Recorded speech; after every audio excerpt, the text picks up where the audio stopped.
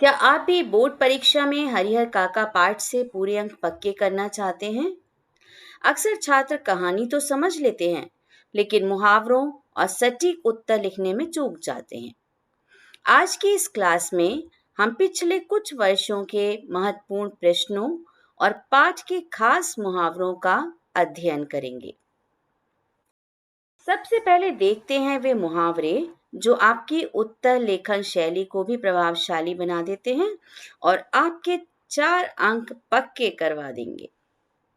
पहला मुहावरा है फूटी आंखों न सुहाना, यानी कि बिल्कुल अच्छा ना लगना। दूसरा मुहावरा है बातें बनाना, जिसका अर्थ है बहाने बनाना, गप्प मारना, झूठ बोलना इत्यादि। आगे बढ़ते हैं अगले मुहावरे की ओर।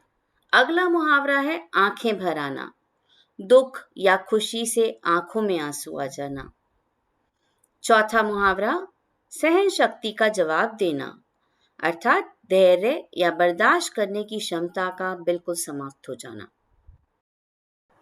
पांचवा मुहावरा बदन में आग लगना, यानी बहुत अधिक क्रोधित हो जाना। छठा मुहावरा कान खड़े होना, चौकन्ना या सतर्क हो जाना। सातवां मुहावरा पांव पखारना, बहुत आदर सत्कार करना। आठवां मुहावरा सिर आंखों पर उठाकर रखना, यानी बहुत सम्मान और बहुत प्यार देना। नवा मुहावरा दिल पसीज जाना, दया भाव आना या द्रवित हो जाना, किसी पर दया दिखाना। जितने मुंह उतनी बातें, यानी अनेक तरह की बातें होना, जितने लोग हैं उतनी तरह की बातें करना। कुत्ते का सा जीवन, बहुत कष्टदायक या अपमानजनक जीवन। टोह में रहना, अवसर की तलाश में रहना या खोजबीन करते रहना। आसमान से जमीन पर गिरना, उच्च स्थिति से अचानक निम्न स्थिति में आना या बड़ा नुकसान हो जाना। घेरा डालना, किसी स्थान या व्यक्ति को चारों ओर से घेर लेना, जैसे पुलिस या सेना द्वारा या किसी अन्य परिस्थिति में चारों तरफ से घेर लेना। मोर्चा संभालना, कठिन परिस्थिति या मोर्चे की जिम्मेदारी अपने ऊपर ले लेना, लीडरशिप। रंगे हाथों पकड़ना, किसी को कोई गलत काम करते हुए मौके पर ही पकड़ लेना। खून खौल उठना, यानी बहुत अधिक क्रोधित हो जाना या गुस्से में आ जाना। पर्दाफाश करना, भेद खोलना या रहस्य प्रकट करना, किसी रहस्य का सामने आ जाना। चिकनी चुपड़ी बातें करना, मीठी मीठी बातें करना या खुशामद करना। पेट पालना, जीवन निर्वाह करना या गुजारा करना। पास फटकने न देना, बिल्कुल भी नजदीक न आने देना। दूध की मक्खी होना, तुच्छ या बेकार समझकर निकाल फेंकना। चंपत होना, गायब हो जाना या भाग जाना। फरार होना, ये भी भाग जाना या पलायन करना। तूती बोलना, खूब प्रभाव होना या चलती होना या बात का चलना। नमक मिर्च लगाकर कहना या बात को बढ़ा चढ़ाकर कहना। तो यहाँ एक बात और मैं स्पष्ट करना चाहूंगी कि मुहावरों पर आधारित प्रश्न किस किस प्रकार के होते हैं। सबसे पहले आपसे रिक्त स्थान के रूप में मुहावरे पूछे जा सकते हैं, मुहावरों का अर्थ पूछा जा सकता है या मुहावरे के समानार्थी अर्थ वाला कोई दूसरा मुहावरा भी पूछा जा सकता है। तो आपको इन सभी तरह के प्रश्नों का उत्तर देने के लिए तैयार रहना है। अब हम यहाँ पाठ के कुछ महत्वपूर्ण प्रश्नोत्तर लेकर आए हैं जो पिछले वर्षों में पूछे जाते रहे हैं और बहुत ही महत्वपूर्ण हैं, इम्पोर्टेंट हैं आपके एग्जाम के नजरिए से।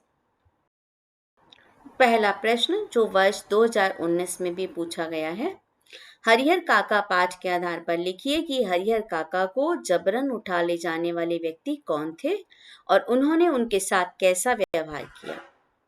तो उत्तर इस प्रकार होगा। महंत के इशारे पर ठाकुरबाड़ी के साधु संत और उनके साथी हरिहर काका को जबरन उठाकर ले गए। उन्होंने काका के हाथ पांव बांध दिए, मुंह में कपड़ा ठूंस दिया और उन्हें एक कमरे में बंद कर दिया। जबरदस्ती कुछ खाली और कुछ लिखे हुए कागजों पर उनके अंगूठे के निशान लेने की कोशिश की और यह पूरी घटना धर्म की आड़ में की गई क्रूर और स्वार्थपूर्ण हिंसा थी।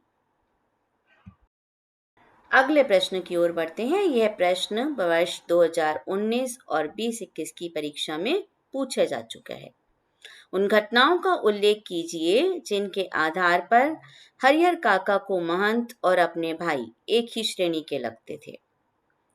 तो उत्तर इस प्रकार है।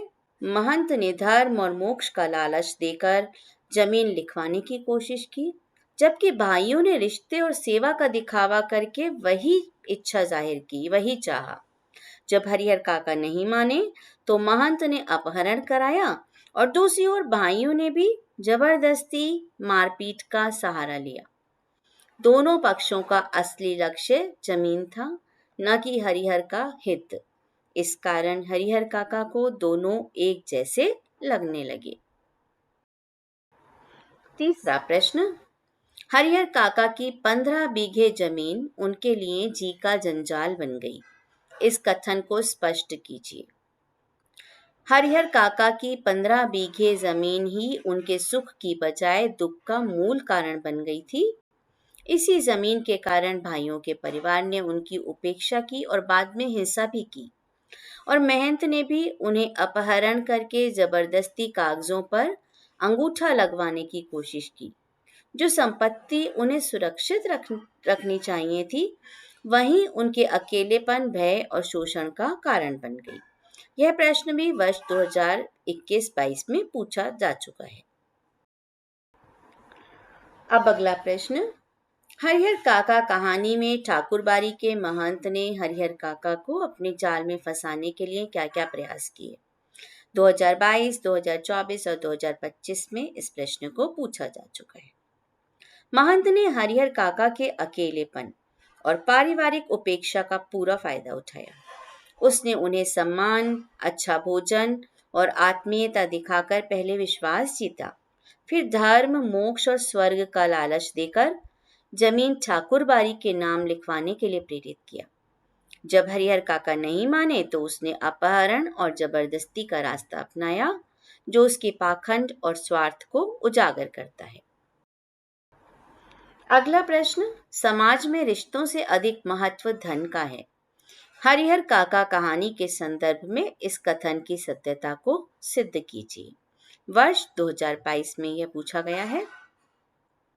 इस कहानी में हरिहर काका के भाई और महंत दोनों ही उनसे तब तक प्रेम दिखाते हैं जब तक जमीन उनके हाथ लगने की आशा है। जैसे ही हरिहर काका जमीन देने से इनकार करते हैं, व्यवहार तुरंत बदल जाता है। छल, दबाव और हिंसा शुरू हो जाती है। रिश्ते और धर्म दोनों स्वार्थ के सामने गौण हो जाते हैं। इससे सिद्ध होता है कि धन का महत्व रिश्तों से कहीं अधिक समझा जाने लगा है। प्रश्न 6। हरिहर काका कहानी वृद्धों के प्रति संवेदनहीन होते समाज की कथा है। इस कथन को उदाहरण सहित सिद्ध कीजिए। यह प्रश्न वर्ष 2022 में पूछा गया है। तो आपको जो भाग अपने हिसाब से महत्वपूर्ण लग रहा है उसका स्क्रीनशॉट लेकर के आप रख सकते हैं। हरिहर काका एक वृद्ध और निस्संतान व्यक्ति हैं, फिर भी उन्हें परिवार में सम्मान नहीं मिलता। घर में मेहमान आने पर उन्हें खाने के लिए नहीं बुलाया जाता, बीमारी में कोई देखभाल नहीं करता और जब तक जमीन उनके नाम है, ये बात की बात है, तब तक प्रेम का दिखावा करते हैं और उसके बाद हिंसा पर उतर आते हैं। यह सब दिखाता है कि समाज बुजुर्गों को व्यक्ति के रूप में नहीं बल्कि संपत्ति के रखवाले के रूप में देख रहा है, जो एक प्रकार की गहरी संवेदनहीनता है। 7वां प्रश्न। हरिहर काका कहानी पारिवारिक जीवन में घर कर चुकी स्वार्थपरता और हिंसा प्रवृत्ति को बेनकाब करती है। तर्क संगत उत्तर दीजिए। यह वर्ष 2023 में पूछा गया है।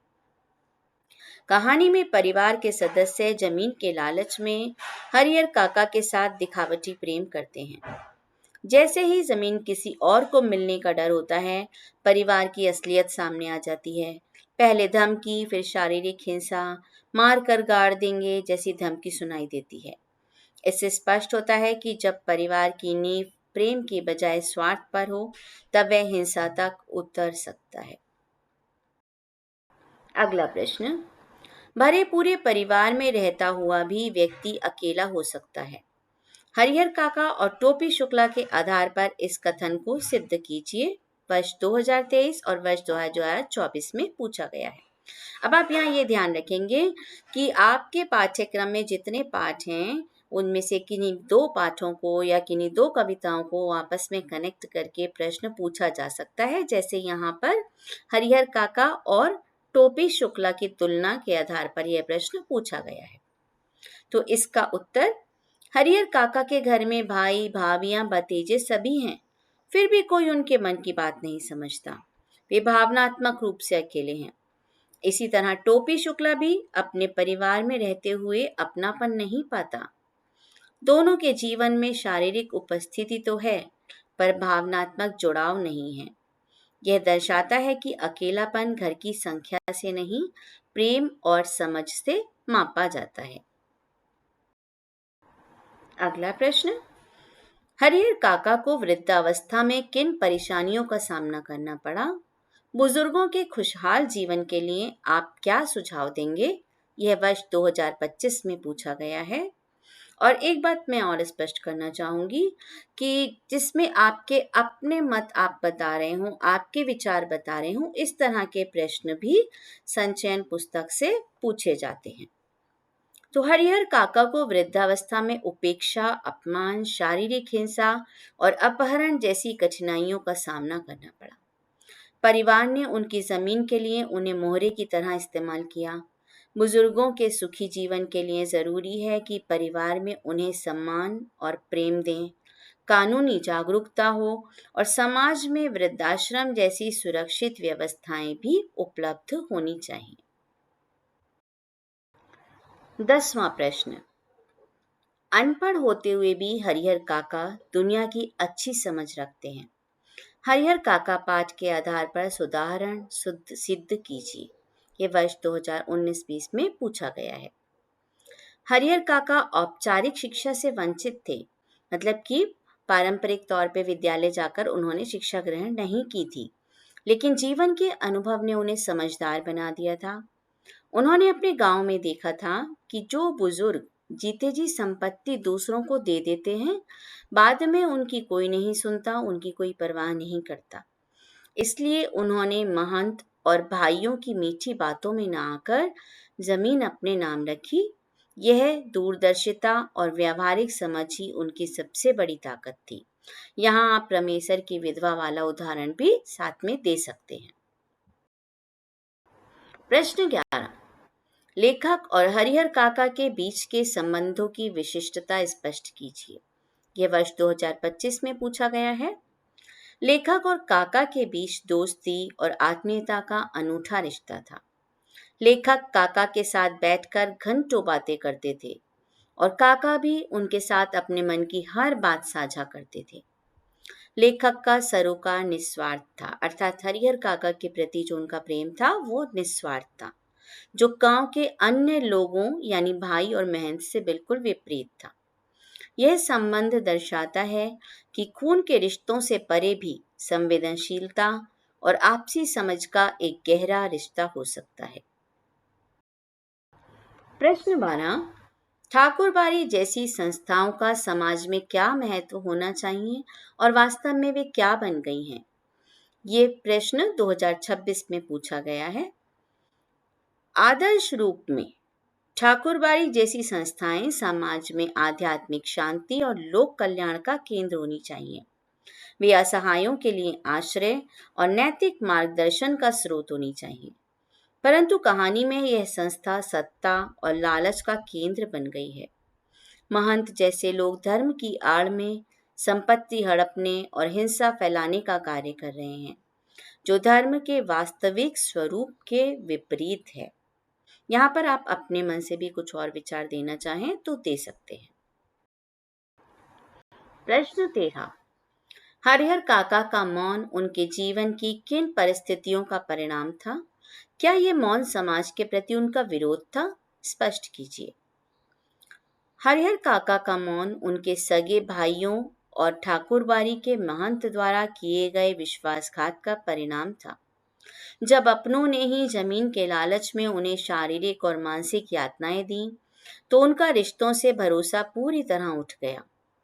यह मौन केवल गहरा दुख नहीं, बल्कि उस स्वार्थी समाज के प्रति एक सशक्त विरोध था, जिसने उन्हें मनुष्य न समझकर केवल संपत्ति माना। शब्दों के अभाव में उनकी यह चुप्पी समाज की संवेदनहीनता पर एक कड़ा प्रहार थी। तो इस तरह से हमने कुछ महत्वपूर्ण प्रश्नों के उत्तर जाने, उनको लिखने का तरीका जाना। अब मेरी ओर से कुछ और सुझाव हैं बोर्ड की परीक्षा के उत्तर लिखने हेतु। अपने उत्तरों में आप इन कीवर्ड्स का प्रयोग करें। संपत्ति का मोह, धार्मिक पाखंड, मानवीय संवेदना, पारिवारिक विघटन, ये आपके उत्तरों को प्रभावशाली बनाएगा।